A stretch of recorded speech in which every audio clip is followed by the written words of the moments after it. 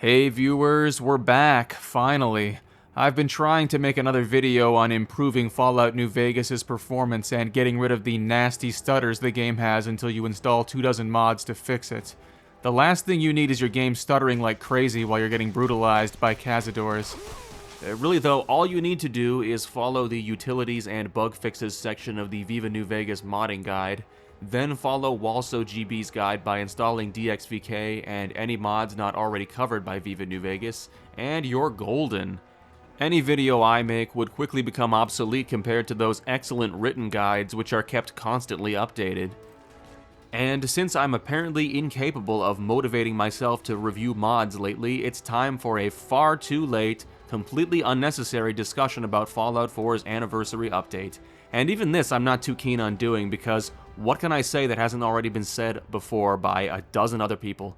This update is yet another cash grab to milk a little bit more money out of decade-old Fallout 4, and of course the game has been left broken again and will need further updates.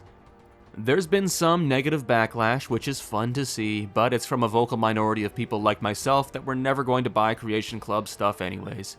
It certainly isn't strong or long-lasting enough to hurt sales of The Elder Scrolls 6 or future games. For Bethesda, this is a win.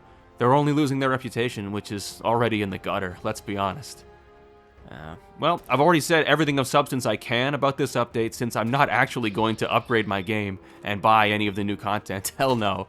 I still have my installation rolled back to the 2019 build, where it will stay for the foreseeable future. Honestly, I wish I'd written up this script before the update came out and released the video the day of, but I'm not that smart and not that timely. But I need to get this video past the 2-minute mark and say something of value, so let me zoom out a bit and rant about microtransactions in general.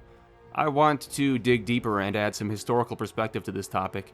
If you look back, early video games didn't have microtransactions or DLCs, especially on consoles. With computer games, there were sometimes expansion packs, but those would usually add a substantial amount of new content, and that was it. Before consoles had hard drives and constant, fast internet access was near ubiquitous, it wasn't technologically feasible to do DLC. That all changed with the PS3, Xbox 360 generation. The floodgates were opened, and Oblivion's stupid horse armor was only the beginning of the in-game purchases, pay-to-win, on-disc DLC, pre-order bonus, season pass, battle pass, cattle pass, live service nightmare that's evolved up until today and only gotten worse each year. It makes sense because modern games have become increasingly more expensive to make, and they take longer to develop too, so in the huge gaps between releases, it's necessary for companies to have a source of revenue to keep the lights on. Today's games can also last a lot longer in the public consciousness, especially since visible graphical progress has stagnated. GTA 5 still looks good a dozen years later. If a game still looks and plays fine, it makes sense to develop more content rather than a sequel. Unfortunately, making a worthwhile expansion pack requires a sizable team and effort that's almost comparable to making an entirely new game, albeit with a much smaller scope and a lot of asset reuse, whereas creating a few cosmetic items is trivial by comparison. And if companies can sell 5 or 6 cosmetics for the price of a real expansion pack, why bother making the expansion pack? It's a race to the bottom for these companies to make as much money as possible in return for the least amount of effort on their part. Bethesda can go a step further than most because of the unique situation they've inherited by using an engine that's relatively easy to make mods for. Selling mods is genius because beyond releasing modding tools, Bethesda doesn't have to put in much work at all. The community can do the heavy lifting. Of course, the defense for this practice is always that modders should be paid for all their hard work, but that's not really what Bethesda is doing with Creations. If Bethesda wanted to, they could give players carte blanche to sell mods in their EULAs. Instead, they explicitly forbid it, although I'm sure people sell stuff on Patreon anyways or give early access to donators regardless of whether they're allowed to. The only real crime in this world is getting caught, obviously. My point is, with Creations, Bethesda gets to insert itself as a middleman in the process and receive a cut of the profits from every mod sold. So they are not selflessly helping modders make a living, they're doing it to benefit themselves. From the consumer's point of view, there's no advantage to this approach. We're paying for mods that previously would have been free, and while theoretically Bethesda could improve our experience by providing some level of quality control and compatibility testing, I could barely even say that with a straight face. We know that's not how it's ever going to work. Another defense for microtransactions I always hear is, why do you even care? If you don't like them, just don't buy them, and then they won't affect you. And that's somewhat good advice. I've certainly followed it. If everyone thought like me, microtransactions would not exist because nobody would pay $5 for a retexture. Then again, there would also be no liquor stores, no casinos, no payday loan shops, no lottery tickets, cause I'm not stupid enough to spend a dime on that stuff, but who am I to judge how other people spend their money? I'm not a control freak that wants to forcibly prevent others from making decisions I view as bad. I am, however, concerned about the effect microtransactions have on how games are designed. Even though I don't buy them, I am still affected by them, and so are you. There are so many games nowadays which seem to only exist to funnel hapless marks into a shop screen. Games used to let you unlock things at a reasonable pace just by playing normally, but today you'll have to pay with either your money or your time, often both. I've put 20 hours, which is 20 hours too many, into War Thunder, and I'm still on BR2 or whatever, I don't know. Every second I play this shit, I imagine, what if they made a game like this but it was single player or cooperative and had an actual strategic campaign where you'd manage production, research new vehicles, do missions, and unlock things at a reasonable pace in order to, have fun.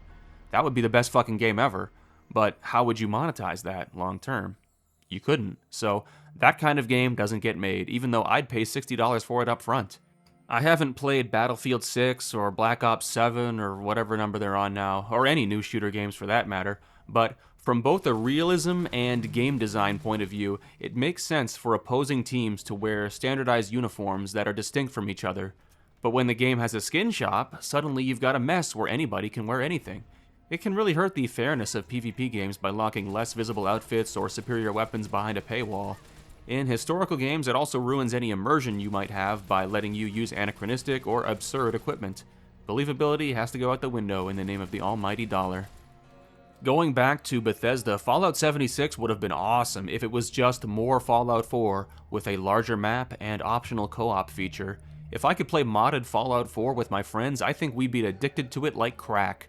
Actually, that would be the best game ever. Fuck whatever I was thinking of before. But Bethesda wanted the recurring revenue stream only an MMO can provide, so they made an MMO, which arguably may have backfired on them because Fallout 76 sold fewer copies than 4, thanks to all the controversy surrounding it. Ultimately, that kind of outrage and fan backlash is the only limiting factor on corporate avarice. There are many examples of consumers revolting against microtransactions and voting with their wallets, so to speak, killing a product, but usually it doesn't go down like that. Now, if a company releases a disappointing base game, it may be unsuitable for future monetization. If their greed is too extreme, it can backfire and lead to public outcry, but humans are fickle. They quickly forget the latest outrage and they find another bandwagon to jump on, something else to be angry about. And companies are always pushing the envelope of what's acceptable, so even when the backlash wins, they can easily come back and quietly pull the same stunt a few years later and get away with it the second time. Bethesda failed with paid mods on Steam in 2015, but just 2 years later the Creation Club arrived and people accepted it. Blame always goes to the developers or the marketing team or the publishers or whoever is seen as the predatory, out-of-touch elite pushing microtransactions and DRM and loot boxes on us, but you can equally blame those who pay for this stuff. I have met people who've spent $15,000, $20,000 on ships in Star Citizen, and I can't believe it. People are spending enough money to buy a used car on a game that can't even get elevators working right after being in development for over 13 fucking years. A fool and his money are soon parted, and there's a lot of fools out there. It's natural to believe in a simple solution and blame the figureheads at the top, as if firing the leadership of these companies will make things better. But leaders come and go, and policies only get worse over time, so it's not such an easy fix. I view this as an evolutionary process. Just like a fox that doesn't want to eat a cute little rabbit will starve to death and be replaced by foxes with no such moral compunctions, companies that don't engage in predatory practices are more likely to be outcompeted and go bankrupt, or swallowed up by big publishers like EA or whatever. When you look at it that way, you stop worrying, because you understand these problems are insoluble because they're caused by economic forces beyond any individual person's control, and it's presumptuous of me to even say that microtransactions are problematic. If they work, if they help companies stay afloat, then maybe I'm the problem, and I should take my business elsewhere. I have the freedom to do so, and that's why I really don't buy into the gaming is dying narrative. Fact is, even if most modern games aren't worth your time, let alone your money, old games still exist and are more accessible than ever.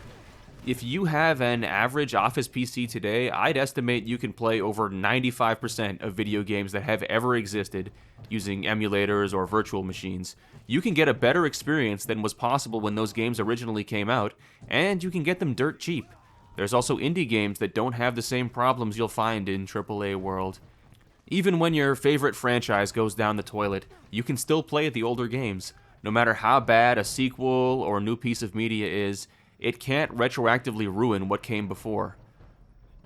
Okay, I guess it can if it's a live service game and they just shut it down, but, well, don't worry about it. You can't do anything to prevent bad things from happening. The best you can do is don't feed the machine and don't let it affect you. That's what I do myself, although of course I can't control anyone else's behavior and neither can you. But if a game is $70, holy crap, wait for a sale.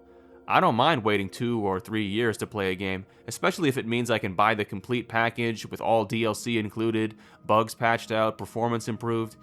You can usually get a better version of a game a few years down the line, so there's no reason to buy day one. If there's an in-game shop, I look at the previews for the cool skins and I watch a video of someone else using them. That's good enough for me. I don't need to actually own this crap myself. A retexture is as useless as an NFT to me. If a game is live service or an MMO, I just say, hell no, not interested. I don't buy that many games, and the games I do purchase, I research beforehand, so I know I'm going to get at least 100 hours of playtime out of it, so it's going to be worthwhile. That's what I do. You gotta be spendthrift nowadays. But that's enough insane ranting and raving and rambling. I don't think it even went anywhere. What a waste of your day. Maybe next time I'll actually make a decent video, but I'm not feeling it right now. I guess I'll review the second season of the Fallout TV show when that starts to come out. Like, tomorrow. Man, I kind of forgot about that. I really wish they'd release it all at once, just like last time, but they're not doing it like that. Oh well. Toodles!